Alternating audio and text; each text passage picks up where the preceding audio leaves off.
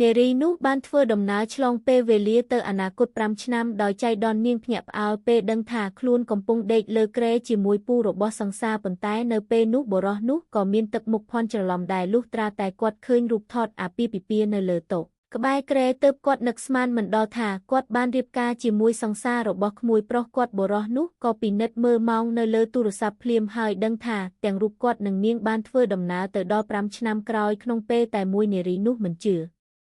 ទេព្រោះនាងស្អប់ពូរបស់សង្សារនាងខ្លាំងណាស់មិនយូរប៉ុន្មានមុននេះសង្សាររបស់នាងបាននាំនាងទៅផ្ទះដើម្បីជួបអ្នកចាស់ទុំរបស់គេដើម្បីបន្សល់ទុកនៅចំណាប់អារម្មណ៍ល្អដល់ក្រុមគ្រួសារសង្សារនាងបានចំណាយប្រាក់ខែប៉ុន្មានខែទិញយន្តហោះគំរូ Model Airplane ពិសេសជូនពូរបស់សង្សារយ៉ាងណាមិញបុរសនោះបានប្រាប់អ្នកបម្រើផ្ទះឲ្យបោះចោលគំរូនោះភ្លាមថែមទាំងនិយាយថានារីនោះច្បាស់ជាលោភលន់ទ្រព្យសម្បត្តិគ្រួសាររបស់ក្មួយប្រុសគាត់នោះហើយជាមូលហេតុដែលនាង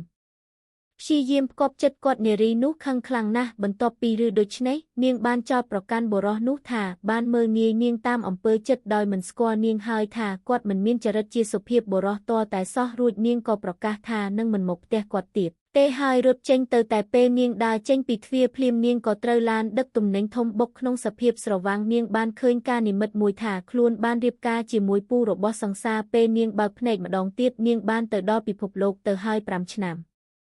ក្រោយមកនារីនោះមិនអាចទទួលយកបានថានាងបានរៀបការជាមួយបុរសនេះទេហើយបុរសនោះក៏បាននិយាយថាគាត់មិនចូលចិត្តនាងខ្លាំងណាស់ដែរដូច្នេះអ្នកទាំងពីរបានយល់ព្រមធ្វើជាប្តីប្រពន្ធជាបណ្ដោះអាសន្នពួកគេនឹងលែងលះគ្នានៅពេលដែលពួកគេដឹងមូលហេតុនៃអាពាហ៍ពិពាហ៍របស់ពួកគេនៅពេលនោះការរំលឹកការវិភាគមួយបានលេចឡើងនៅលើទូរស័ព្ទរបស់បុរសនោះដោយចង់ដឹងថាជាអ្វីគាត់ក៏ទៅដល់ទីតាំងនោះភ្លាមប៉ុន្តែគាត់នឹកស្មានមិនដល់ថាសារនោះគឺដើម្បីរំលឹកគាត់ឲ្យទៅទទួល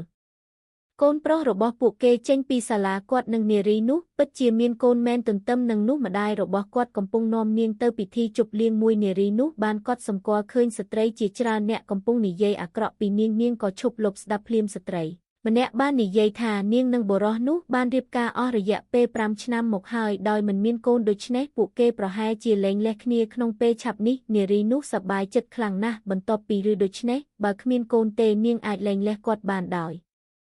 ចិត្តស្ងប់យ៉ាងណាមិញមួយវិនាទីបន្ទាប់បុរសនោះបានលេចមុខមកជាមួយកូនរបស់ពួកគេពេលក្មេងប្រុសតូចហើយនាងថាម៉ាក់នារីនោះស្រឡាំងកាំងភ្លាមហើយអ្នកផ្សេងទៀតក៏ភ្ញាក់ផ្អើលយ៉ាងខ្លាំងដែរដើម្បីជៀសវាងការសង្ស័យនារីនោះក៏អាចអប់ក្មេងប្រុសតូចនៅមុខនាងដោយភាពឆ្កាំឆ្គងពេលនោះម្ដាយរបស់បុរសនោះក៏ប្រញាប់មកសួរគាត់កូនមិនបាននិយាយថាកូននឹងមិនប្រកាសអត្តសញ្ញាណកូនទេឬ